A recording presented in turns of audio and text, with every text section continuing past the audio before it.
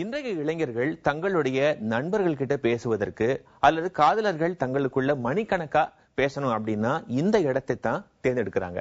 அப்படி என்ன இடம் அது? Coffee shop. பெரும்பாலான மாநகரங்கள்ல பார்க்கிற இடம் எங்கும் இந்த காஃபி ஷாப் இருக்கும்.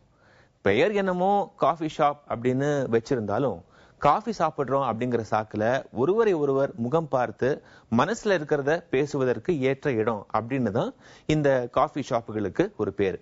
சரி, இதை எப்படி தமிழில் மொழிபெயர்ப்பது? ரொம்ப எளிமை. காஃபி அப்படிங்கறத குழம்பி அப்படின்னு மொழிபெயர்க்கலாம். உங்க எல்லாருக்குமே தெரியும். காஃபி ஷாப் என்று வரும்போது அதை குழம்பி அருந்தகம் அப்படின்னு மொழிபெயர்க்கிறாங்க அறிஞர்கள். அருந்தக்கூடிய இடம் என்பதை குறிப்பதற்காக அருந்தகம் அப்படிங்கிற அந்த வார்த்தையை அறிஞர்கள் முன்வைக்கிறாங்க.